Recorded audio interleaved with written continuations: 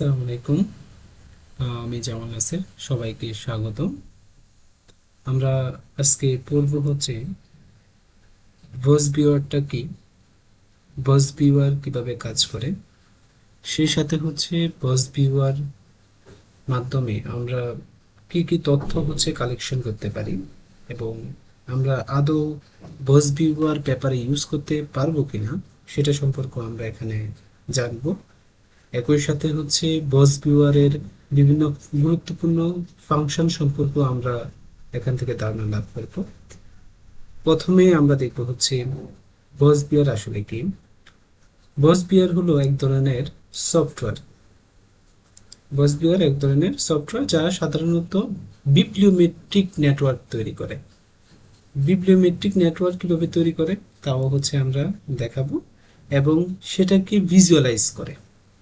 যদি আমরা একটু দেখাই আপনাদেরকে, এটাই হচ্ছে ভিজুয়ালাইজেশন, যেটাকে আমরা বলি হচ্ছে বিপ্লিওমেট্রিক নেটওয়ার্ক অ্যানালাইসিস।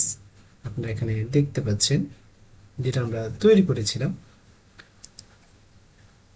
পরবর্তীতে হচ্ছে মনে করুন আপনি একটি ফিল্ড নিয়ে হচ্ছে কাজ করতে যাচ্ছেন। ওই ফিল্ড সম্পর্কে যদি আপনার তেমন একটা ধারণা না থাকে, তাহলে কিন্তু ভার্স ভিউয়ার ব্যবহার করে আপনি ওই ফিল্ডে মানে কোন অথর সবচেয়ে বেশি কাজ করেছে, কোন পেপারটি সবচেয়ে বেশি সাইটেশন হয়েছে, কোন পেপারের সবচেয়ে বেশি কিওয়ার্ড হচ্ছে এখানে আহ, ছিল, একই সাথে হচ্ছে কিওয়ার্ডের মধ্যে রিলেশনশিপ, অথরের মধ্যে রিলেশনশিপ, এবং হচ্ছে পেপারগুলোর মধ্যে কোলাবোরেট করেছে কিনা তাও কিন্তু আপনারা এই ভয়েস ভিউয়ারের মাধ্যমে আপনারা খুব সহজেই আইডেন্টিফাই করতে পারেন। তাহলে ভয়েস ভিউয়ার কেন ব্যবহার করব আপনার যদি মাথায় আসে, মনে করুন আপনি যে ফিল্ডে কাজ করতে চাচ্ছেন সেই ফিল্ডে 500 থেকে 5,000টি পেপার রয়েছে। এখন তো আর আপনি জানবেন না কোনটি হচ্ছে অতীতে কাজ হয়েছে, কোনটি হচ্ছে মিডল এজে কাজ হয়েছে, বা কোনটি হচ্ছে রিসেন্টলি কাজ হচ্ছে। তো সেটা সম্পর্কে জানতে চাইলেও কিন্তু আপনাকে এখানে হচ্ছে ভয়েস ভিউয়ারের মাধ্যমে ভিজুয়ালাইজেশন করতে হবে। রিসার্চ ট্রেন্ড বোঝা। রিসার্চ ট্রেন্ড মানে হচ্ছে আপনার, আমি যেটা আপনাদেরকে বললাম এখন, যে আসলে একটা ফিল্ডের কাজটা কোন দিক থেকে কোন দিকে যাচ্ছে। যেমন আমরা যদি চিন্তা করি যে হেভি মেটাল বা মাইক্রোপ্লাস্টিক নিয়ে যদি আমরা কাজ করি, ওই কাজটা কোথা থেকে কোথায় যাচ্ছে। প্রথমে আমরা দেখবো হচ্ছে মাইক্রোপ্লাস্টিক প্রথমে মনে করুন হচ্ছে অ্যানালাইসিস হতো এক সময়, পরবর্তীতে অ্যানালাইসিস হতে হতে হেভি মেটালে এটা চলে গেল, সে তারপর হচ্ছে একুয়াকালচার, এখন হিউম্যান হেলথে এটা চলে যাচ্ছে। এগুলো হচ্ছে কিওয়ার্ড। আমরা এই কিওয়ার্ড দেখে কিন্তু বুঝে যাচ্ছি এখন এই রিসার্চ ফিল্ডটা কোন দিকে হচ্ছে ডাইভেট হচ্ছে। তারপর আমরা 3 নম্বরে দেখব হচ্ছে গুরুত্বপূর্ণ অথর খুঁজে বের করা। অর্থাৎ আপনি যে ফিল্ডে কাজ করতে চাচ্ছেন, আপনি তো ওই ফিল্ড সম্পর্কে তেমন কোনো ধারণা রাখেন না, কিন্তু আপনি চাইলেই ভয়েস ভিউয়ারের মাধ্যমে আপনি সেখানে কোন অথর সবচেয়ে বেশি অবদান রেখেছে এবং ওই ফিল্ডটাকে বলা যায় ডমিনেট করেছে, তা কিন্তু খুব সহজেই হচ্ছে মানে বের করতে পারবেন। তা পরবর্তীতে হচ্ছে ভয়েস বিয়ারের সবচেয়ে গুরুত্বপূর্ণ কিছু ভিজুয়ালাইজেশন সম্পর্কে আমরা জানবো এবং প্রত্যেকটা পোর্শন সম্পর্কে আমরা জানার চেষ্টা করব। প্রথমে আমরা দেখি হচ্ছে নোড। নোড হচ্ছে একটি সার্কুলার টাইপ, সার্কুলার অংশ। এটা আপনার কিওয়ার্ডও হতে পারে, অথরও হতে পারে, কান্ট্রি হতে পারে, ইনস্টিটিউশনও হতে পারে, যে কোনো কিছু হতে পারে। নোটস আমরা যদি একটু দেখিয়ে দিই তাহলে বুঝবেন। এই যে এখানে সার্কুলার পোর্শনগুলো আপনারা দেখতে পাচ্ছেন, এগুলোই কিন্তু আমরা নোটস বলি। এই নোটসগুলো এখানে হচ্ছে অথর নেম দেওয়া আছে, এগুলো কিওয়ার্ডের হতে পারে। আমরা পরবর্তীতে একে একে সবগুলো ভিডিওতে আমরা দেখাবো। পরবর্তীতে আমরা দেখি হচ্ছে লিঙ্ক। লিঙ্ক মানে হচ্ছে দুটো নোডের মধ্যে কানেকশন, অর্থাৎ দুটো নোড, এটা অথর হতে পারে, কিওয়ার্ড হতে পারে। এই দুটো কিওয়ার্ডের মধ্যে কতটুকু কানেকশন রয়েছে, ওরা কি একজন আরেকজনকে মানে একটি পেপার আরেকটি পেপারকে সাইড করেছে কিনা, আমরা কিন্তু এই লিঙ্ক দেখে খুব সহজে জানতে পারবো এবং এই লিঙ্ক দেখে আমরা বুঝতে পারবো কোন পেপারটির সাথে কোন পেপারটির ভীষণভাবে হচ্ছে কানেক্টিভিটি রয়েছে বা কোলাবোরেশন লিঙ্ক রয়েছে। আমরা কিন্তু খুব ইজিলি হচ্ছে এখানে আইডেন্টিফাই করতে পারবো। আমরা যদি লিঙ্কটা আপনাদেরকে এখানে দেখাই তাহলে আপনারা এখানে সহজেই দেখতে পাবেন। এই তো এগুলো হচ্ছে আমাদের নেটওয়ার্কের লিঙ্ক, অর্থাৎ এটা দ্বারা বোঝাচ্ছে হচ্ছে এই অথর আর এই অথরের মধ্যে কানেকশন রয়েছে, অর্থাৎ তাদের পেপারের কাজের মধ্যে কানেকশন রয়েছে, বা একজন আরেকজনকে সাইট করেছে, মানে আমরা যেটাকে বলি সাইটেশন, যে আমরা ইজিলি কিন্তু এখানে আইডেন্টিফাই করতে পারি যে এখানে কোন পেপারটিকে সাইটেশন করেছে, আমরা কিন্তু নেটওয়ার্কের মাধ্যমে দেখতে পারি। তো যেহেতু একজন আরেকজনকে সাইটেশন করেছে, অবশ্যই তাদের মধ্যে একটি কানেক্টিভিটি থাকবে, এটা আমরা লিঙ্ক দ্বারা হচ্ছে নির্ধারণ করে থাকি। পরবর্তীতে হচ্ছে ক্লাস্টার।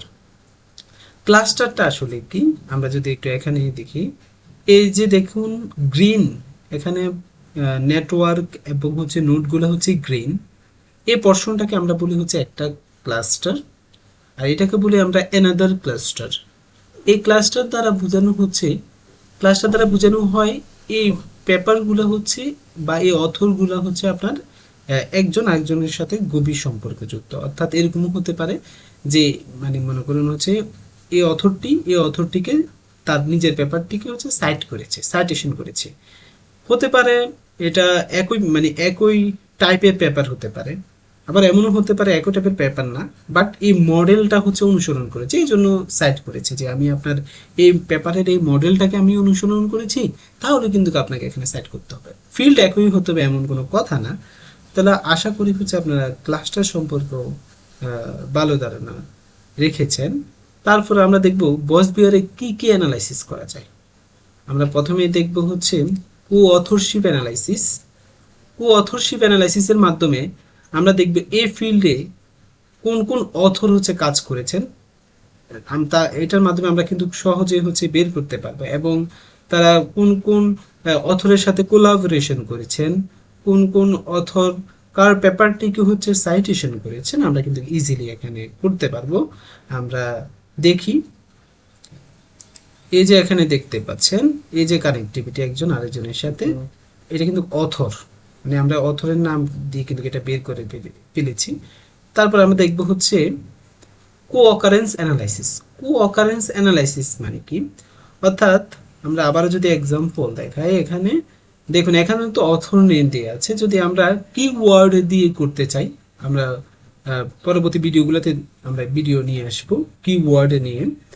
পরবর্তীতে আমরা এখানে দেখব কি এখানে কিওয়ার্ড গুলো থাকবে, এবং এই কিওয়ার্ড দিয়ে যখন অ্যানালাইসিস আমরা করব তখনই এটাকে আমরা বলেছি কো অকারেন্স নেটওয়ার্কিং বা কো অকারেন্স অ্যানালাইসিস, যেখানে অথর থাকবে না, থাকবে হচ্ছে কিওয়ার্ড।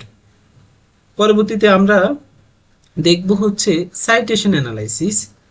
এটাকে সাইটেশন অ্যানালাইসিস করার জন্য কিন্তু আপনাকে অবশ্যই অথর নেম দিয়ে হচ্ছে ভিজুয়ালাইজেশন করতে হবে। যেমন আমরা এখানে দেখতে পাচ্ছি এই পেপারটিকে হচ্ছে সাইটেশন করেছে, বা এই পেপারটিকে হচ্ছে সাইটেশন করেছে, আমরা ইজিলি কিন্তু এখানে দেখতে পাচ্ছি। এটা এর মাধ্যমে আমরা কিন্তু বুঝতে পারছি এখানে সাইটেশন অ্যানালাইসিস করা যায়, এবং এর নোটসটা সবচেয়ে বড় হওয়ার কারণে আমরা বলতে পারি এই সাইটটাকে সবচেয়ে বেশি অথর সাইট করেছেন, মানে এই পেপারটা মানে এই অথরের পেপারগুলো হচ্ছে সবচেয়ে বেশি সাইটেশন এখানে পেয়েছে, যেহেতু নোটসটা এখানে হচ্ছে খুবই বড়। Okay fine. তারপর আমরা দেখব হচ্ছে বিবলিওগ্রাফিক কাপলিং। বিবলিওগ্রাফিক কাপলিং বলতে বোঝানো হয় যদি দুটা পেপার একই বেস মানে একই ফিল্ড এবং একই বেসের হয়, তখন এই দুটা পেপারকে আমরা বলবো হচ্ছে বিবলিওগ্রাফিক কাপলিং। এই বিবলিওগ্রাফিক কাপলিং আমরা বুঝতে পারি তখনই যখন এই নেটওয়ার্কগুলা নোটসগুলা খুবই কাছাকাছি থাকে, তখনই আমরা বুঝতে পারি এখানে বিবলিওগ্রাফিক কাপলিং হওয়া এখানে সম্ভব। তারপর আমরা দেখব হচ্ছে কো সাইটেশন অ্যানালাইসিস। কো সাইটেশন অ্যানালাইসিস বলতে মানে মনে করুন হচ্ছে এটা সেম কথাই, যে কিভাবে সাইট করে কোন অথরকে সাইট করছে, এটা কিন্তু আমরা এখানে ইজিলি হচ্ছে কিন্তু পেয়ে যাচ্ছি।